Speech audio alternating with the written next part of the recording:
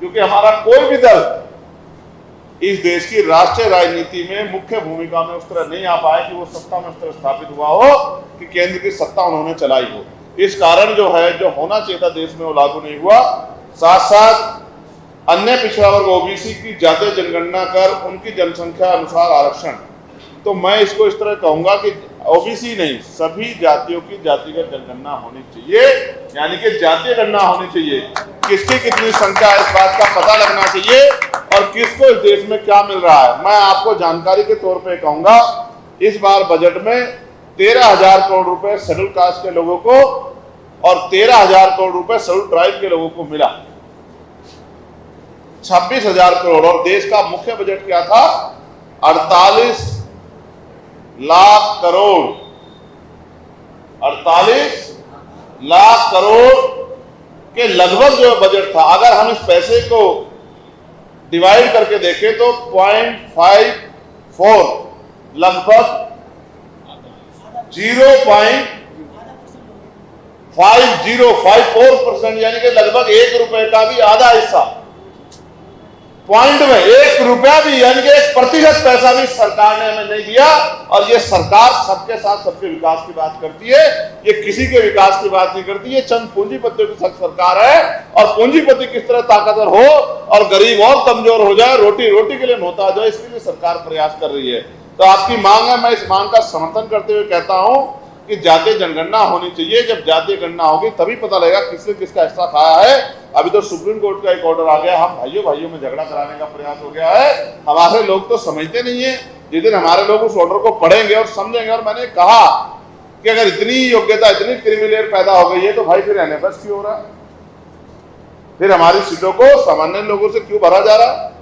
तो सरकार के पास जवाब नहीं है। मैंने पूछा कितने अरबपति तैयार हो गए शेड्यूल कास्ट के लोगों में, बताओ कितने अरबपति शेड्यूल ट्राइब में पैदा हो गए? तो सरकार पे कोई जवाब नहीं है। लेकिन मैं मानता हूं कि सुप्रीम कोर्ट से भी हम लोग नाउम्मीद हैं, और उसके लिए मैंने कहा कि जब वर्गीकरण स्टार्ट हो तो वो सुप्रीम कोर्ट से हो। 4-4 पीढ़ी जज बन के बैठी है, वो 4-4 पीढ़ी के बने हुए लोग कह रहे हैं कि एक बार आरक्षण का फायदा मिल गया तो दोबारा नहीं मिलना चाहिए। मैं कहता हूं अगर 4th क्लास में किसी का बाप चपरासी बन गया है तो उनके पास कितनी संपत्ति खड़ी हो जाएगी कि वो अपने आने वाली नस्लों को पैरों पर खड़ा कर सके? क्या सरकार के पास जवाब है?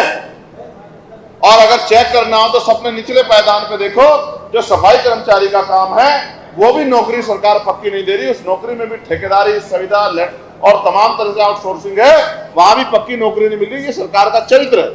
इसलिए मैं मानता हूं इन खतरों से भी हमें सावधान रहना पड़ेगा।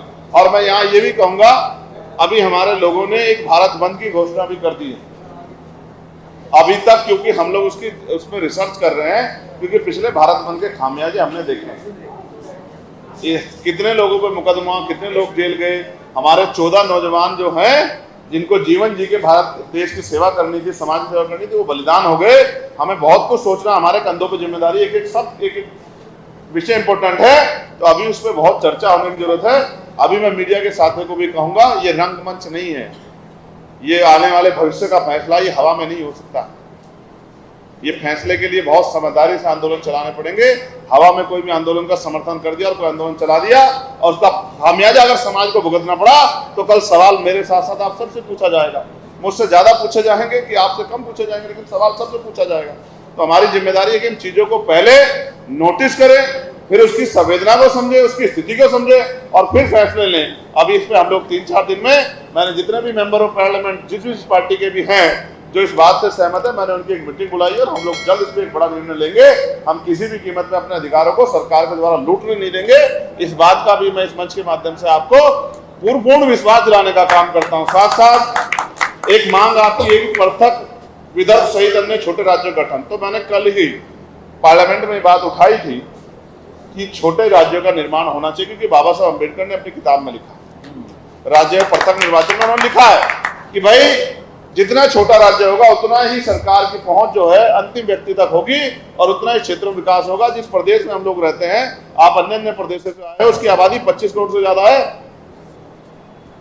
25 करोड़ से ज्यादा। पूरे अगर हमारे उत्तर प्रदेश पे हमारा कब्जा हो जाता बहुजन समाज के लोगों का, तो 80 लोकसभा सीटें हैं हमारे बगैर दिल्ली में कोई पत्ता भी नहीं हिला पाता, लेकिन हम उसमें कामयाब नहीं हो पाए। वो एक बहुत बड़ा सूबा है। तो हमने कल उसमें भी कहा है कि कि समय आ गया है कि उसको भी विभाजित किया जाए, 4 हिस्सों में विभाजित किया जाए, जिससे छोटा प्रदेश बने और इधर तमाम लोगों को, उधर के लोगों को, पूर्व के लोगों को, पश्चिम के लोगों को भी, बुंदेलखंड के लोग, तमाम लोगों को जो है आगे बढ़ने का अवसर मिले, नई नौकरियां पैदा हो, सरकारी इंस्टीट्यूशन बने, लोगों की जमीनों की कीमत बढ़े, लोगों को जमीन मिले, तमाम तरह जो भूमिहीन लोग हैं, ये जो संपत्ति, जो भूमि जो लूट कर रखी है भूमाफिया ने, ये इनसे छीन के, काशीराम साहब ने कहा तो जो जमीन सरकारें हमारी उनको बांटी जाए। और भी कई सारे आपके विषय, चाहे बेरोजगारी भत्ते का हो या रोजगार की गारंटी हो या किसानों के लिए एमएसपी गारंटी हो, इन सब विषयों पर मैं आप देख रहे होंगे लगातार पार्लियामेंट में अपनी बात को मुखर कर रहा हूं। और कई जगह मैंने एक बिल भी पेश किया है, मैं आपको भी जानकारी देना चाहता हूं। मैं समझता था बहुत दिन पहले, 1.5 साल पहले मैंने मांग की थी, क्योंकि मैं समझता हूं कि हम अपने लोगों के प्रति ज्यादा उत्तरदायी हैं और क्योंकि हमने उनकी जिंदगी जी है तो हमें ज्यादा दर्द है अपने लोगों के लिए, हम इस बात को समझते हैं। 1.5 साल पहले मैंने गोरखपुर में पीसी करके कहा था कि भाई मैं समझता हूं कि कुछ जातियों को अवसर उस तरह नहीं मिले क्योंकि उनकी आर्थिक स्थिति भी और उनको शैक्षिक स्तर पे भी बहुत सारे अवसर नहीं मिल रहे क्योंकि सरकार ने स्कूल इस तरह के नहीं खोले। तो मैंने मांग की थी कि शेड्यूल कास्ट के लोगों को आपने 15% रिजर्वेशन दिया, जो कि अभी तक पूरा नहीं हुआ। लेकिन अगर आप चाहते, सरकार चाहते हर व्यक्ति आगे बढ़े, तो अलग से 5% आरक्षण की व्यवस्था ईडब्ल्यूएस में, जैसे आपने 10% की व्यवस्था कराई बिना आंकड़े जुटाए, और ये मान के कि सामान्य जाति के लोग, उनके रिप्रेजेंटेशन का मैं अपने मत से जो है आपने दे दिया, तो 5%, 15% से अतिरिक्त 5% आरक्षण की व्यवस्था उन जातियों के लिए कराई जाए।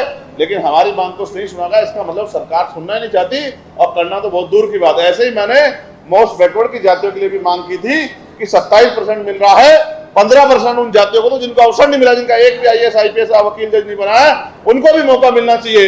लेकिन हमें किसी भी फैसले के साथ सरकार की नियत को देखना पड़ेगा कि सरकार की नियत क्या, कोर्ट की नियत क्या। आप बताओ जितने लोग यहाँ बैठे, क्या कभी सुप्रीम कोर्ट, हाई कोर्ट ने हमारे बारे में ईमानदार से सोचा है?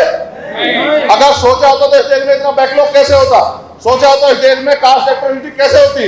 सोचा होता तो इस देश में NCRB का डाटा कहता है कि लाखों लोगों में महिलाओं पर रेप हत्या होती है, ये क्यों होती है? और सोचा होता तो सुप्रीम कोर्ट मुझे जवाब दे कि लक्ष्मणपुर बात हत्याकांड जो है जिसमें 50 लोगों की जान ली गई और डिस्ट्रिक्ट कोर्ट ने उम्र कैद कर दी थी और हाई कोर्ट ने उन सब लोगों को बाइज्जत बरी कर दिया, तो यह सुप्रीम कोर्ट कहां पर गया था? इन्हें संज्ञान क्यों नहीं लिया? हमारे 50 लोगों की जिंदगी कोई मायने नहीं रखती है क्या? इन्होंने 50 लोगों को न्याय दिलाने का काम क्यों नहीं किया? हमें समझ आता है कि क्योंकि वहां क्लोजन सिस्टम है और वहां आरक्षण व्यवस्था नहीं है, इस वजह से वहां schedule caste, schedule tribe, backward के लोगों का रिप्रेजेंटेशन नहीं है। इस वजह से वो वहां से सारे फैसले आरक्षण को लेकर कभी भी आया वो हमारे खिलाफ ही आया, हमेशा हमारे खिलाफ आया। चाहे रिजर्वेशन में प्रमोशन का मामला हो या कोई भी आप आरक्षण पे देखो, जैसे मंडल कमीशन तब ला रहे तभी वो कहने लगे थे कि भाई शेड्यूल कास्ट के लोगों को भी जो क्रिमिनल हो जाना चाहिए। 2013, 2005, 2018 के फैसलों में भी उन्होंने कहा कि शेड्यूल कास्ट में क्रिमिनल रहना चाहिए। तो इसका मतलब वो ये मानते हैं कि आरक्षण का अधिकार, जो आरक्षण जो व्यवस्था है और उसकी जो व्यवस्था की गई थी जिसका आधार था सामाजिक पिछड़ापन, छुआछूत, शैक्षिक पिछड़ापन, अब वो उस आरक्षण को खत्म करने के लिए और रिप्रेजेंटेशन, प्रतिनिधित्व कितना है, मुझे ऐसा लगता है देश में सुप्रीम कोर्ट के जरिए इस आरक्षण को, जातिगत आरक्षण को खत्म करने की शुरुआत की गई है। हम लोग इसका पुरजोर बरीद कर विरोध करेंगे और जिस दिन हमारे भाइयों को समझ आ जाएगा वो भी हमारी पीड़ा को समझेंगे। मैं आपको याद दिलाना चाहता हूं, जब बाबा साहब अम्बेडकर ने कहा कि जाओ अपने घर की दीवारों पर लिख दो कि तुम इस देश के शासक हो, तो लोग हंसने लगे और मजाक बनाने लगे कि बाबा साहब कैसी बात कर रहे हैं, हम पे घर कहाँ है, हम पे दीवारें कहाँ हैं। तो बाबा साहब ने कहा था, मैंने संविधान में आपके हर तरक्की की व्यवस्था कर दी है, संविधान के आधार पर चलो। आज इस देश के संविधान कुचला जा रहा है। आज जब मैं बात कह रहा हूं, हमने मांग की है, हमने निजी विधेयक पेश किया कि निजी क्षेत्रों में भी SC ST के OBC के लोगों को संख्या के आधार पर आरक्षण मिलना चाहिए। ये मांग हमने जो है पार्लियामेंट में उठाई, विधेयक पेश किया और सरकार से कहा कि इस विधेयक पे चर्चा कराए। और ये भी मुखौटे साफ होने चाहिए कि जो पार्टियां वहां बैठ के कहती है कि हम संविधान को बचाने आए हैं, हम संविधान के समर्थक हैं, उनके मुखौटे भी साफ होने चाहिए कि क्या वो SC ST OBC के लोगों के जब उनकी हकमारी होती है, उनको हिस्सेदारी मिलने की बात होती है, उनके साथ है या नहीं है। इसलिए कल भी मैंने सुप्रीम पार्लियामेंट में कहा कि बताओ सरकार और ये जो विपक्ष है, ये दोनों लोग अपना स्टैंड क्लियर करो कि जो सुप्रीम कोर्ट का फैसला उसको आया उस पर आप लोग क्या सोचते हो। मैं पुनः आपसे अनुरोध करूंगा, आपने जो जागरूकता कार्यक्रम चलाया है, हम सब लोग इसमें आपके साथ हैं। मैं भले ही सदन में मेंबर ऑफ पार्लियामेंट हूं, लेकिन यहाँ मैं आपके बीच का आपका भाई हूँ आपका साथी हूं और हमेशा इसी भूमिका में मैं अपने कर्तव्यों को निर्वहन करता रहूंगा। आसान है मेरे जैसे व्यक्ति को गाली दे देना, उस पर आरोप लगा देना, लेकिन ये सच है कि चंद्रशेखर आजाद की जिंदगी जीना आसान नहीं। जब आपकी जान दांव पे लग जाए और आपको ये नहीं पता हो कि कौन सी गोली कहां से आके आपका सीना छलनी कर देगा, तब लड़ाई लड़ने में जिस तरह की कठिनाइयों का सामना करना पड़ता है, अपने भी आदमी को शक की निगाह से देखना पड़ता है, वो बहुत कठिन है, वो आसान जिंदगी नहीं है। तो मगर क्या करें, आप काम तो करना ही है, जिंदगी तो एक बार मिली है, बार बार तो नहीं मिलेगी। तो जितने भी दिन की जिंदगी है उसको लगाना है मिशन में कि आने वाली पीढ़ियां हम लोगों से प्रेरणा लेके आगे इस काम को आगे बढ़ाए, और जब तक इस देश में बहुजन राज स्थापित ना हो जाए, जब तक इस देश में महापुरुषों का सपना पूरा ना हो जाए, जब तक इस देश में बेगमपुरा राज जैसी व्यवस्था ना हो जाए, जब तक इस देश में संविधान पूर्ण से लागू हो जाए, तब तक हम लोगों को रुकना नहीं है।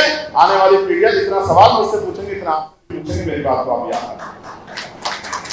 आने वाली पीढ़ियां किसी को माफ नहीं करेंगी, वो हर व्यक्ति से पूछेंगी जब अधिकार लुट रहे थे तो आप क्या कर रहे थे। तो ये तो जागरूक लोग हैं, सब लोग मीडिया के लोग हमारे जागरूक लोग हैं, तमाम लोग जो हमारे यहाँ खड़े हमारे साथी पुराने, आप लोग तो जागरूक लोग हैं, आपका बहुत बहुत धन्यवाद। लेकिन ये उम्मीद भी है आपसे कि आप इस लो को, ये जो क्रांति की लो आप लोगों ने जलाई है, इसको जिंदा रखेंगे, इसको चला के रखेंगे। आपने मुझे मौका दिया, उन्हें मैं एक और बात छोटा होने के नाते देश आने के लिए माफी मांगता हूँ, लेकिन मेरा विश्वास कीजिए, अगर वहां बहुत बड़े समुदाय के हितों की रक्षा की बात नहीं होती तो मैं 12:30 बजे आपके बीच में मैं पुनः आपको विश्वास दिलाता हूं, जहां आपको जब मेरी जरूरत पड़ेगी आपका एक आदेश आएगा, आपको विश्वास नहीं होगा, आपके लिए मुझे कितने फोन आए कि आपको वहां जाना है, मैंने उनसे कहा मैं वहां जरूर। तो मैं आपसे, और आप पुराने साहब के साथ हैं, मिशनरी लोग हैं, काशीराम साहब के साथ काम किए, सब सीनियर लोग हैं, हम तो छोटे लोग हैं आपसे, हम तो आपसे सीखेंगे, सीख के काम को आगे बढ़ाएंगे। हम ये किसी घमंड में नहीं है कि हमें बहुत कुछ आता है, आप तो सीख रहे हैं भाई, कोई माँ के पेट से तो नहीं सीखता। हमने तो 16 हमारे साथी बने, देखो यार 16 महीने जेल काटी। अब कोई कह देता है आराम से कि भाई ये तो अपने आप चले गए, जेल जाना आसान काम है, जाके देखो किसको बंद करता है, जाके देखो एक रात गुजार के पता लग जाएगा। हमने दिल्ली में तिहाड़ काटी, लाठियां खाई, राहुल भाई यहाँ खड़े पूछो, हमने लाठियां खाई, ये तमाम ये नशे दस्तक वाले लोग हैं। हमारी अब मेरी जो गैप था 7 उसका एमएम का, वो 14 का हो गया पढ़ के। ये भी नहीं पता कब रीढ़ की हड्डी जवाब दे जाएगी, लेकिन इस रीढ़ की हड्डी की परवाह करूं तो समाज की रीढ़ की हड्डी टूट जाएगी। तो पहले समाज की रीढ़ की हड्डी की चिंता, इसलिए अपने काम को जिम्मेदार कर रहे हैं। आपने मुझे सुना बहुत गंभीरता से, बहुत बहुत धन्यवाद, और आप सबके लिए मंगल कामनाएं। जय भीम, जय भारत, जय मंडल, जय संविधान।